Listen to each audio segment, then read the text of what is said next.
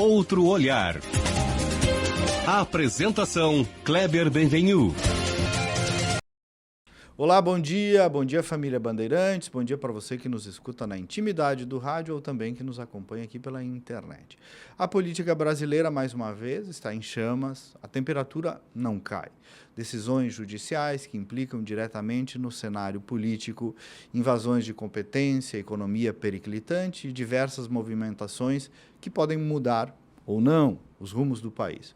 O que está em jogo, quais são as consequências, os panos de fundo, enfim. Para abordar esses temas, eu converso hoje com o Walter Nagelstein, advogado, jurista, já foi vereador e secretário de Desenvolvimento Econômico e Urbanismo de Porto Alegre. É um observador atento e posicionado, intelectual, dos caminhos que o Brasil tem seguido em seus conteúdos do Endireitando, vídeos e aulas, por sinal, com milhões de visualizações. Então, com a sua experiência no direito e na política, vamos tentar entender um pouco, nos 30 minutos que temos, dos enlaces e desenlaces entre essas duas áreas. Bom dia, Walter, que bom te ter aqui. É uma honra para mim, enorme estar contigo, a minha admiração, meu carinho. É recíproca. Estar aqui na Critério, que é essa empresa liderada aí por ti, pela minha amiga Soraya. Soraya Hanna. Que é uma referência também Verdade. hoje, né? Não só a Soraya, a Critério também, vocês, né? Obrigado. No posicionamento estratégico, na comunicação.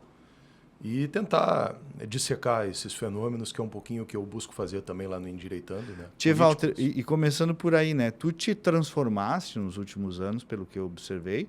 A palavra é meio batida, mas é um pouco isto, um influenciador de formação política ali, pelo modelo que tu aborda, né? Com uma bela pedagogia, uma capacidade de análise, ao mesmo tempo posicionado, né?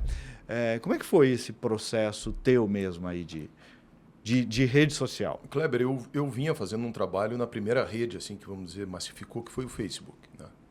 Num determinado momento, o Facebook adotou essa política que hoje a gente sabe que o Congresso americano havia falado há um tempo, que me remete muito a uma crítica, a uma crônica do Nelson Rodrigues, lá da década de 70, onde ele falava da estagiária do calcanhar sujo. Eu sei qual é. E aí é o seguinte, a redação foi tomada por uma galera, né, que é uma galera progressista, de esquerda, que construiu assim um consenso, quase que uma hegemonia, né, no aspecto da concepção gramsciana, e um local único de virtude, nada pode estar fora daquilo ali.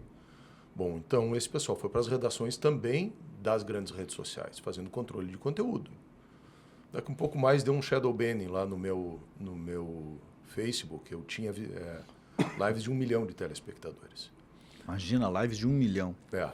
Aí começa um outro processo que foi uma perseguição política, uma coisa que me dói, que me machuca muito, né?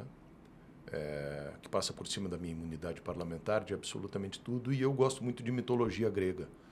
E eu pensei comigo o seguinte, tem a história do Jasão e dos Argonautas, né?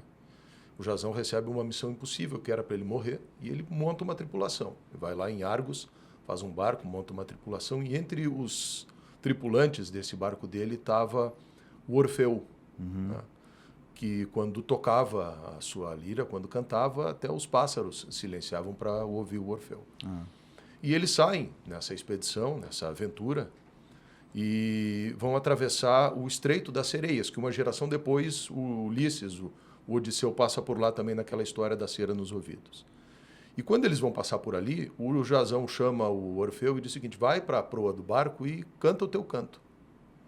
E o Jasão foi para lá e começou a tocar e a cantar, e as sereias silenciaram. Certo.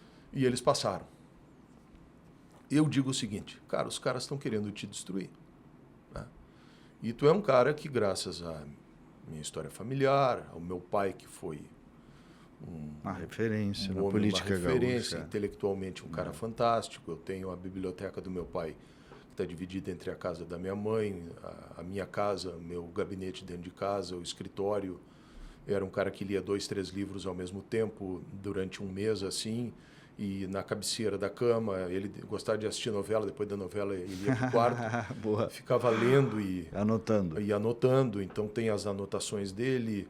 Ele mandava o motorista buscar na rodoviária, a época que tinha o JB, A Folha e o Estadão de manhã Tem sempre... informações exclusivas. Os jornais do centro do país faziam os recortes, coisa que hoje o computador nos permite, né? Mas ele nos facilita. recortava e tem as caixas com os artigos que ele gostava. Então, era um cara fabuloso, assim. Então, eu tenho essa referência. Minha mãe também é uma mulher com uma cultura geral absurda, né? E eu digo o seguinte, cara, mostra isso, porque a política é um ambiente, infelizmente, e a gente comentava isso offline, né?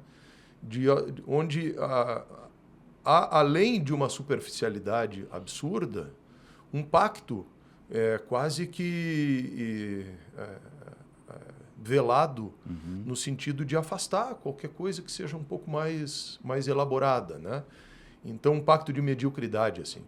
E, por outro lado, coisa que tu trabalha, a percepção das pessoas... Eu tinha uma ideia equivocada de que a avaliação que as pessoas fazem a respeito do político deveria ser uma avaliação racional, cartesiana. Não. É uma avaliação meramente emocional. Né? Uma alavanca emocional. Né? Então, assim, eu digo, vou começar a trabalhar esse outro lado, até para ensejar para as pessoas, não só como uma tábua de salvação para mim, mas também para dar elementos para as pessoas. E sempre digo o seguinte, eu não tenho propósito de convencer ninguém. Né? O meu único propósito é de mostrar o que é o nosso pensamento e que nós somos muitos. O teu jeito de abordagem é um jeito reflexivo. Né? Que é muito parecido, eu te disse isso, né, com o teu... Inclusive, há alguns dias tivemos um vídeo que tu fizeste a gentileza de compartilhar um conteúdo, né, e que chegou também a milhares de pessoas. Né? É que o teu conteúdo, o teu trabalho, ele é muito didático. Né? Ali, naquele vídeo, tu historiou um fato político da história recente do Brasil que está sendo varrido para baixo do tapete. Né? Sobre o golpe de Lula. O golpe que é o verdadeiro golpe. Né? Que é um processo construído em cima de provas, materiais... Três instâncias, julgamentos que não... Eu acho que a Janaína Pascoal, que é uma pessoa que é um pouco histriônica, assim, mas ela disse um dia uma coisa num programa que eu participo, que nós estávamos entrevistando ela lá da Rádio Auriverde, que é verdade, o Bolsonaro, com todos os seus defeitos e com todas as suas qualidades, porque o humano é. Né? Então, vamos sair fora dessa história de mito e tudo mais, sem querer ofender, mas sabendo que ele representa, assim, uma série de valores que a gente defende, mas também que tem os seus defeitos. Né? E ele colocou um terror nesse sistema. Né? Ele colocou medo nesse sistema. De tal forma que o sistema também fez um pacto de tirar o Bolsonaro fora do processo. Né? E, para isso, usou a ferramenta do Saul Alinsky, que é uma coisa que eu falo bastante na minha... Nosso amigo Rafa Bandeira falava muito que é a ferramenta alinskiana, né? Que é... Coloca o teu adversário num framing, coloca ele dentro congela ele numa moldura e polariza ele. E bate. Alguma coisa, acho que é Philippe de Beaumarchais que dizia, né? Caluniai, quelque chose restera. Né? A coisa fica... Alguma coisa vai sobrar. Fica aquele estigma, fica aquela cicatriz. Então, fizeram esse processo. Desse processo de um lado de demonizar o Bolsonaro, de outro lado de ressuscitar o cara que era o único que o sistema via que teria condições, e está aí uma tragédia anunciada, a economia do Brasil um horror. Ô Walter, de tudo isso que a gente está vivendo, né? Tem diversas dimensões de análise e tal. O que tu acha de pior hoje, de mais risco para o Brasil? É a questão de invasão de competência de poderes?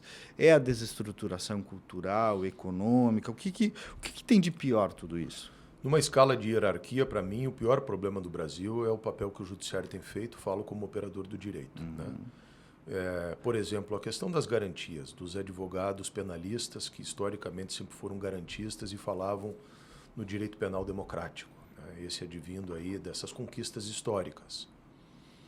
Esses caras relativizaram completamente hoje a sua posição. Né? Eles adotaram uma linha no direito penal que chama de direito penal do inimigo, que é possível excepcionalizar garantias em defesa de uma democracia, mas não se defende a democracia corroendo os pilares da democracia. E é isso que eles têm feito. Né? Que o Alexandre de Moraes, a partir de um exemplo de cima, mas que chega até os juizados... Porque aí gera, primeiro, o precedente jurisprudencial, né? Isso gera, quer dizer, isso vai ter consequências durante décadas. E segundo, o precedente cultural, né? Decisões lá de cima influenciam arbítrios aqui de baixo, com né? equívocos da Constituição de 88, que são também garantias, por outro lado, né? Que é essa questão assim, ó, o Ministério Público se transformou num superpoder. Então, o que antes, se não houvesse essa contaminação ideológica, poderia ser compreendido como prevaricação, hoje é dever de ofício. Então, se acusa, né? Vejam aí agora a submissão, a sujeição a uma narrativa do órgão do Ministério Público nesse oferecimento da denúncia do Bolsonaro, porque tem uma coisa no direito penal também que se chama iter criminis, né? O crime é composto de 4 etapas. O percurso do crime. O percurso do crime. E ali nunca foi punível o crime de pensamento. Até a elaboração também não é punível, né? E não, os caras agora avançaram nisso. Nesses últimos 3, 4 anos no Brasil, a banalização de institutos do direito também que deveriam ser cobertos por garantias como a busca e apreensão, o confisco. Vejam o que aconteceu com o Luciano Hang, né, um empresário. Aí vai lá e bane o cara das redes sociais totalmente. Isso é impensável, inadmissível. E, para mim, o grande fator de instabilidade, que só não é maior no nosso país porque grande parte da população não tem essa consciência política, né? Essa instabilidade só não é maior exatamente por isso. Porque fazem uma leitura equivocadamente que isso está atingindo só uma pequena parcela do... Só os radicais. Só os radicais. Essa leitura está completamente equivocada. Não acredito que seja o STF. E aí o judiciário, como um modo geral, reage corporativamente numa defesa do STF, que é um outro problema, né? Não se vê associações de juízes. A OAB rendida a isso também, porque hegemonicamente também esse pensamento de esquerda tomou conta da OAB nacional, da advocacia, né? A tua ressalva é muito bem feita, porque nosso presidente Leonardo Lamacchia tem sido uma voz tão isolada nisso que no ano passado, chega a aparecer no átrio do Tribunal de Justiça aqui do Rio Grande do Sul, numa manifestação que houve, quando ele faz a sua fala institucional, ele foi vaiado por representantes do Sindicato dos Servidores da Justiça. E foi uma fala equilibrada. Equilibrada, justa, necessária, correta. Foi vaiado. Não passou pano em ninguém. Por quê? Porque a gente tem militantes. Né? Então, essa militância, ir para dentro de um poder que deveria ser equidistante e neutro, é o principal problema. É claro que tem um outro fenômeno que tu abordou também na tua pergunta, que é o fenômeno do processo revolucionário. Que muita gente acha, e uns malandramente dizem, mas não existe mais comunismo. Não.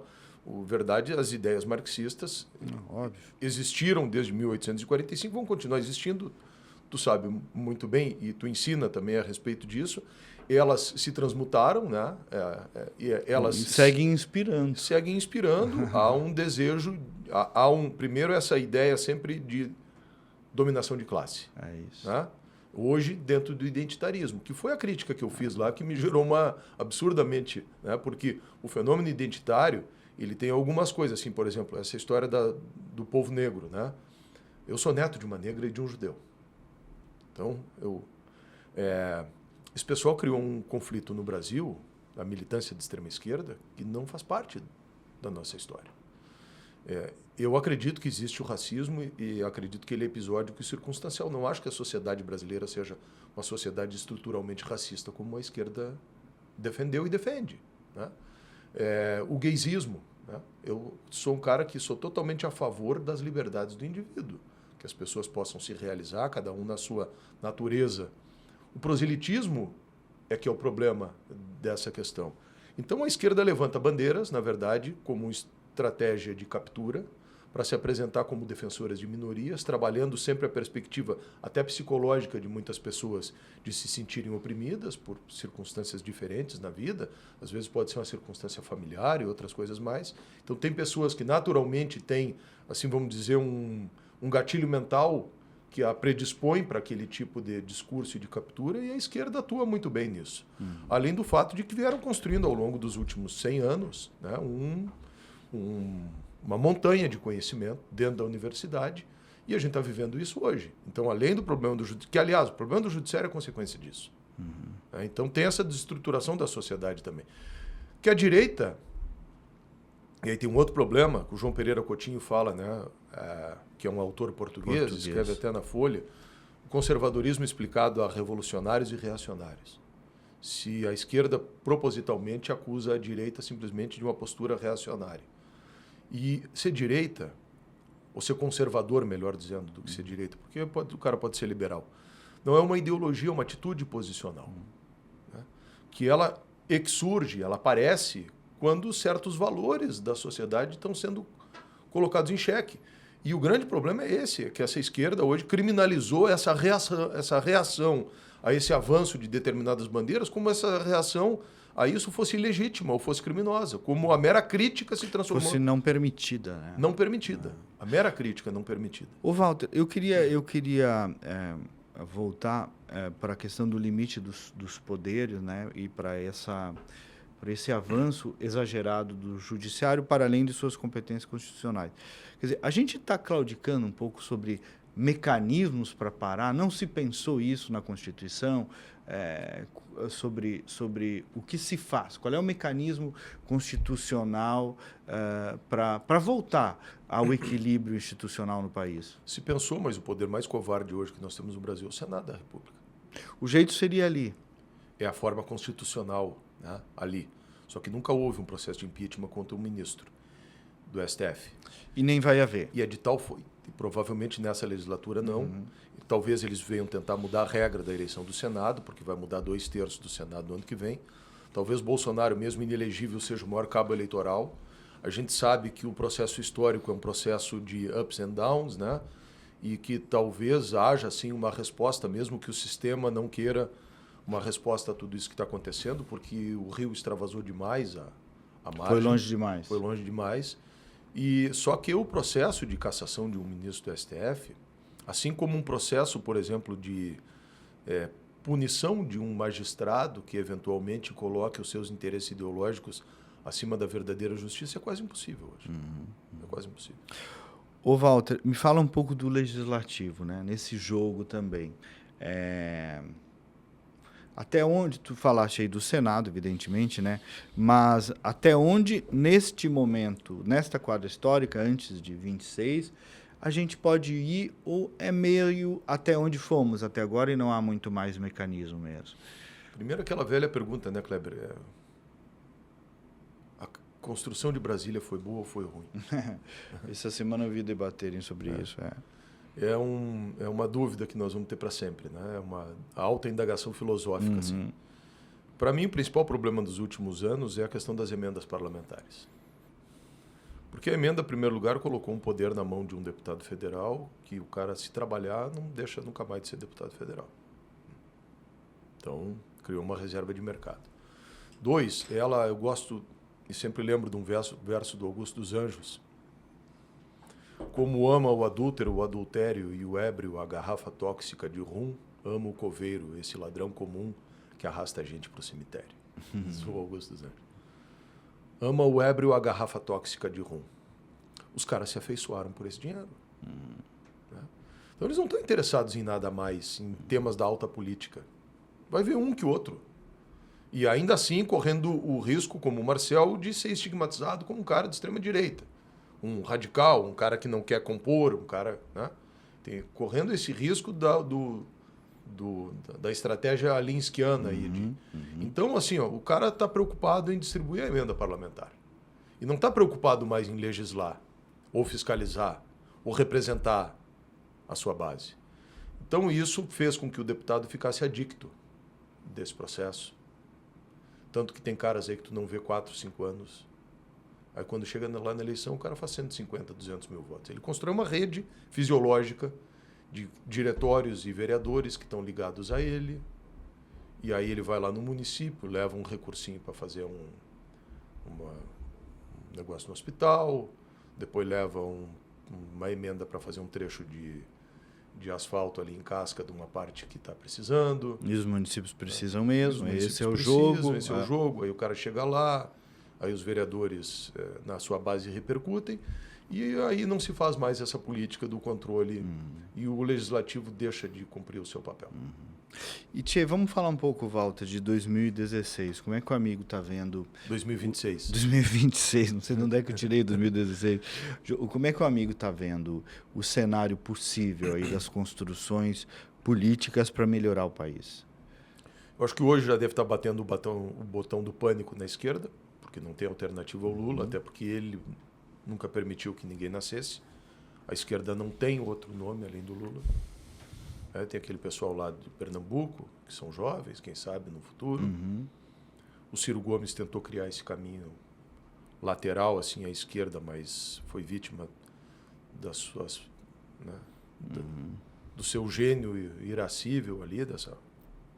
E vítima do próprio PT também, né? Do próprio PT. Quase todos os aliados que se aproximaram, não sobrou ninguém. Não sobrou ninguém. Né? É um eucalipto. Né? Nada embaixo nasce. E aí tem um problema nosso. Né? As pessoas falam o seguinte, é ruim a polarização. A gente tem que raciocinar também a respeito disso.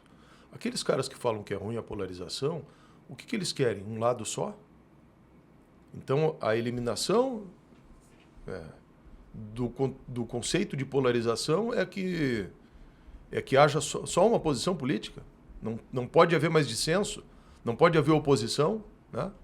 Isso aí é Apolo, lá da mitologia, o cara que superou os polos. Não tem. Então tem que ter polarização, tem que ter dois lados, tem que ter ideias. É bom um centro, mas aí tem sempre as coisas, o caminho do meio é o mais virtuoso, né? Mas tem um Robert Conquest, também um cara que foi comunista na juventude, um autor, filósofo inglês, e ele dizia o seguinte, toda organização que não for declarada nas 3 leis da política, a segunda é essa, toda organização que não for declaradamente de direita, cedo ou tarde aparece na esquerda. O que a direita vai fazer? Eu não sei. O Bolsonaro vai insistir, eu acho que é muito difícil. O Pugino, só para fazer um parênteses, o Pugino tem uma história sobre isso que eu acho muito boa, que ele mostra que às vezes o equilíbrio é o desequilíbrio. Por exemplo, porque às vezes esse equilíbrio vira fetiche, né? Diante de uma situação de injustiça, tu vai ser moderado, tu vai ser enérgico. Né? Um filho teu sendo agredido. O que é o equilíbrio? É olhar, pedir licença, ladrãozinho, tira a mão do meu filho? Ou é dar uma camaçada no cara? Né? Então, às vezes, vira fetiche. Mas perdão que eu não quero interromper o teu raciocínio. E tu lembra bem um cara que para nós é uma referência. Uma referência, né? Um bastião. E que mostra muito uma coisa que o professor Francisco Ferraz, que é outra figura, que é outra referência, falava assim desse processo de hegemonia cultural. Eles são caras que falam, né, Walter, há 30, 40 anos de tudo isso. Ferraz falava nisso, né, que é o que a gente está vivendo hoje. Como é que essa geração, cara, da idade de uma filha minha, de 22 que estava lá no Gramsci, né, estava no livro que eles queriam fazer isso. Como é que essa geração é mais ressentida do período da ditadura militar do que o cara que tem 50 anos? Né? Porque eu nasci em 1970, estou com 54. Como é que essa geração de 22 anos é mais ressentida com aquilo? Porque essa geração foi doutrinada para isso. Então foi essa tomada desse espaço que a Globo fez parte, enlatando, né? Poxa, a escola de Frankfurt, o Herbert Marcuse, saiu da Alemanha, ele foi para a Califórnia. Ele foi para a Universidade da Califórnia. Os caras fizeram essa leitura. A revolução é cultural. A cultura não é mais em armas. Não, a cultura precede tudo. A cultura precede a economia, a cultura precede o direito, a cultura precede tudo. Eles souberam fazer esse diagnóstico, né? Então a gente tem esse problema. E aí me parece, Walter, não sei se tu concorda com isso, que esta direita nova especialmente, de algum modo aposta todas as fichas na política. Sim. Apenas na política ou até numa eleição. E não é só por aí que nós vamos resolver os nossos problemas. Talvez o grande erro do Bolsonaro. O Olavo tinha razão em muitas coisas. E eu compreendo, porque eu já vivi no palácio também, como tu, que tem uma síndrome palaciana, né, que quem está ali dentro se encastela. Todo governo tem. Tem outro amigo, Tadeu Viapiana, que diz... Querido amigo. Todo governo, uma hora ou outra, vira arrogante. Porque aquilo realmente é uma matrix. Então o cara se encastela.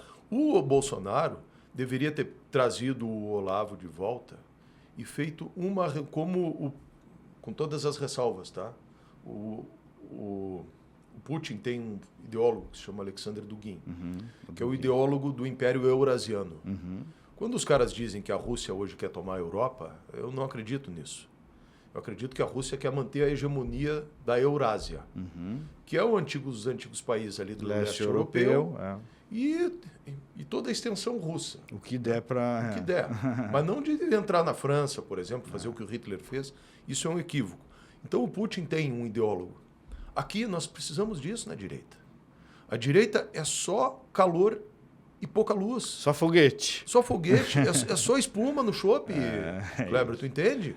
Então é isso que eu busco dizer o seguinte, cara, vamos ter mais conteúdo, vamos compreender os mecanismos, vamos combater o argumento da esquerda que captura essa galera para dizer o seguinte... E se você vai pesquisar, né, Walter, as bases filosóficas disso que se possa se chamar de direita são bases de conteúdo maravilhosas, a democracia cristã, o conservadorismo, as escolas liberais, né? Claro. Tem material vastíssimo. Aliás, isso é muito mais comprometido com a democracia do que a visão totalitária da esquerda marxista. Gerou mais desenvolvimento mundo afora. Gera mais desenvolvimento, gera mais paz social. Então, é paradoxal isso que tem acontecido, que é parte desse fenômeno cultural da construção de uma narrativa, que disseram isso para o Lula e ele saiu repetindo. E, na verdade, a gente errou nisso. Então, a gente precisa ter mais filósofos, a gente precisa ter mais teóricos, a gente precisa convencer a gurizada nova, por exemplo, que tu não tem a capacidade de encontrar o futuro e a felicidade se materialmente também tu não puder te realizar. Né? Todo mundo, não digo todo mundo, mas as pessoas querem encontrar uma companheira ou um companheiro, querem ter dinheiro para poder curtir o seu lazer, fazer uma viagem de vez em quando. Isso não são desejos pequeno-burgueses. Isso é aspiração natural. Existencial. Né? Ter dinheiro para comprar um apezinho, depois para melhorar de vida, comprar um carro bacana. O que gera essas coisas é o desenvolvimento econômico. E o desenvolvimento econômico, por sua vez, traz a necessidade da inovação. E o capitalismo vive disso. Então, o Marx, que aliás, é um termo cunhado por Marx, né, do capitalismo. Mas o capitalismo é isso. Tem as coisas ruins? Tem. Mas eu sempre digo que quer ver pobreza, vai num país socialista. Né? Não é... A diferença é que um é aperfeiçoável, o outro não, né? Não. E aí vira essa mesma síndrome do palaciano, uma entropia.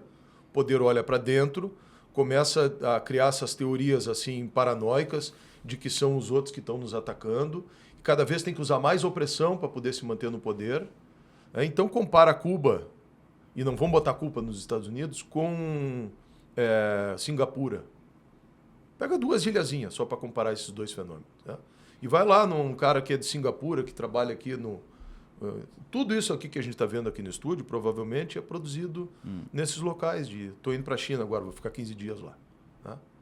E tu vê o seguinte, mas a China é comunista. Não, a China é um modelo que lá na década de 70, quando o Mao Tse-tung morreu, veio um cara que se chamou Deng Xiaoping, que viu o seguinte, cara, eu não consigo ir adiante se eu não adotar um modelo capitalista aqui. Então vamos manter o controle político do partidão e vamos deixar embaixo que aconteça o capitalismo.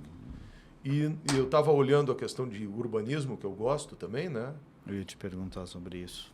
A China construiu 20 mil quilômetros de ferrovia de alta velocidade nos últimos 15 anos. 20 mil quilômetros, Kleber. É como se a gente fizesse assim, 4 linhas de TGV no Brasil todo, saindo daqui do Chuí e indo até lá em cima, lá o Acre, e voltando aqui para baixo e subindo de novo, e outras 2 cruzando o Brasil do Mato Grosso até... Sem dor. Sem dor, sabe? Então, os caras fizeram esse milagre. A custa do quê? Bom, aí é outra discussão. Ô Walter, eu queria... Tu foste secretário de Urbanismo de Porto Alegre, né? Agora tem vários municípios fazendo plano diretor. Eu queria trocar completamente de bloco de assunto para te ouvir um pouco, Val. Porto Alegre mesmo vai entrar num debate sobre isso, para tu basicamente resumir o que significa um plano diretor para uma cidade e qual a importância de fazê-lo bem feito. Quando eu assumi como vereador, em 2010, 2008, a primeira vez, o Fogaça me chama, que é um cara que eu tenho enorme carinho, e diz o seguinte, eu quero que tu te concentre só numa coisa, fazer a revisão do plano diretor de Porto Alegre, que na última legislatura eu não consegui acordo para fazer. Eu voltei para a Câmara pensando naquilo, dormi. No dia seguinte, eu digo assim, vou falar com o João Dib. Aí fui lá falar com o vereador Dib, né, essa querida outra referência. Figura, né? Eu digo, vereador Dib, eu estou com esse problema. Eu era o mais novo e ele ali o decano. E eu tinha tido essa incumbência de plano diretor. E diz assim, Walter, tu tem que criar um grupo de trabalho aqui para fazer. Aí eu fiquei pensando mais um pouco e fui nele de novo. Digo, o senhor não lidera esse grupo de trabalho? Ele disse, me dá um tempo para pensar. E depois ele me procura e disse assim, eu aceito. Então criamos uma comissão especial que ele presidiu e em 9 meses a gente revisou o plano diretor de Porto Alegre, coisa que há anos não se conseguia fazer. Ouvindo esquerda, direita, tem um momento que tu tem que votar, né? Que é esse falso... essa falsa discussão de democracia, porque para a esquerda é o seguinte, isso é democracia se tu te rendeu o argumento dela. Não, e fazer as audiências intermináveis para a militância se mobilizar e ir lá. Então, por exemplo, esse prédio que nós estamos aqui hoje, né, é graças a uma flexibilização urbanística que a gente vem aplicando. Porto Alegre é uma cidade que na década de 50, Kleber, tinha 350 mil habitantes. Hoje tem 1,5 milhão. E ela cresceu em 80 anos de 350 mil para 1,5 milhão. É claro que isso gera problemas, né? Nós temos uma tendência mundial que também é a migração das populações rurais para o urbano. Então, na Europa, isso é 3% hoje da população está no campo. No Brasil, até há pouco tempo, ainda era 20%. Então, essa população migra também para as cidades. Tudo isso impacta nas cidades. Aí eu fui secretário de... Depois, eu fiz o Master Plan da revitalização do Cais Mauá, que até hoje, infelizmente, ainda não andou. E é uma das coisas que eu atribuo uma responsabilidade direta ao governador Eduardo Leite, porque se eu fosse ele, eu botava esse projeto embaixo do braço e fazia acontecer. Porque se o governador quer, ele faz acontecer. Vai ser a coisa mais maravilhosa que poderá acontecer em Porto Alegre. Isso foi em 2011. Aí, em 2016, eu assumi o urbanismo de Porto Alegre. E deixei pronto o Master Plan da revitalização do 4º Distrito, que ainda também não aconteceu da forma que deveria acontecer. E eu gosto... que é Master Plan? O Master Plan é um plano diretor específico de uma determinada região geograficamente delimitada, né? Então, o 4º Distrito de Porto Alegre era... É uma tendência do urbanismo moderno, é uma tendência olhar por região. Que tu pega cidades e regiões de cidades como Barcelona, por exemplo. Tinha a região portuária deprimida e abandonada, e aí eles foram lá e criaram o @22, um distrito. Esse distrito, tu cria ferramentas urbanísticas que estimulem o construtor a ir para lá e a fazer esse projeto. Aí tu pode fazer outras coisas, como, por exemplo, uma coisa que chama Business Improvement Districts. Tu pega um Senac da vida, pega aquela Vila dos Papeleiros que está ali, só que na legislação do Brasil, infelizmente, isso é quase impossível de acontecer. E tu dá um curso de qualificação profissional para o cara. Para o cara ser pedreiro, para o cara ser encanador, para o cara ser jardineiro. E aí tu começa a criar uma economia baseada na construção civil naquele bairro e empregar a mão de obra que está ali. Hoje, se tu for falar com o construtor, o principal problema do Brasil é mão de obra. Os caras estão ganhando esse negócio de bolsa e não querem mais trabalhar. Então isso está criando um outro problema no nosso país, que é claro que tu tem que olhar para a dignidade do cidadão e tudo, mas as pessoas não têm mais mão de obra no Brasil, né? Vítima desse negócio da politicagem, do coitadismo. Então, o urbanismo pode gerar esse desenvolvimento. E as outras cidades, nós temos um fenômeno na metade sul do Rio Grande do Sul, que até a década de 50 era a parte pujante do estado, que decaiu. Um fenômeno na região norte do estado, como Passo Fundo hoje, que é a cidade que tem mais de 100 obras explodindo ao mesmo tempo, né? Cidades aqui da Serra, eu tenho viajado o interior do estado, tenho um grupo de profissionais vinculados aí, professores, que fazem esse trabalho, e eu dou uma assessoria estratégica e jurídica para que se faça a lei do plano diretor. É uma exigência legal do Estatuto das Cidades e é uma coisa fundamental, né? Eu tenho ido a Santa Catarina também bastante e conversamos também a respeito disso. O fenômeno imobiliário de Itapema, Porto Belo, Balneário, na Brava, que é um pouco mais... A Brava é um outro conceito, um pouco mais, vamos dizer assim, orgânico, né? Sustentável, não que os outros não sejam, porque eu acho que tudo isso que aconteceu, que as pessoas criticam, um prédio de 250 metros, aqui, Balneário é uma Dubai hoje no Brasil.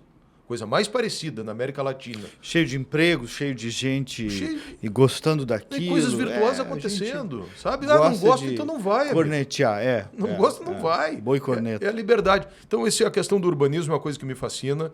Eu convivi com o Jaime Lerner, dei um título para ele de cidadão de Porto Alegre, e acho que a gente vive um momento de depressão econômica também na nossa capital e no Rio Grande do Sul, que eu trabalho muito para remo contra essa maré, né? Porque eu acho que há um atavismo aqui gaúcho de ser do contra, uma falsa percepção assim ecológica de uma ideia vinculada à esquerda de que qualquer desenvolvimento é prejudicial ao meio ambiente, quando eu defendo exatamente o contrário, que é a partir do desenvolvimento econômico que tu gera excedente para que tu possa fazer mitigações a eventuais degradações ambientais. Walter Neigelstein, obrigado, meu caro. Eu que fico muito honrado. Sucesso ainda mais na tua caminhada. Obrigado. Para nós. E nos vemos por aí, ou no digital ou no presencial.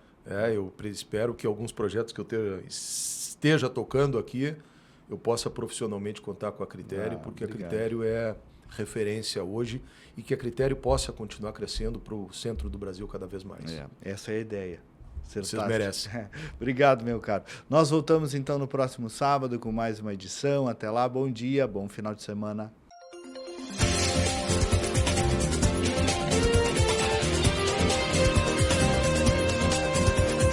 Outro olhar. A apresentação Kleber Benvenu.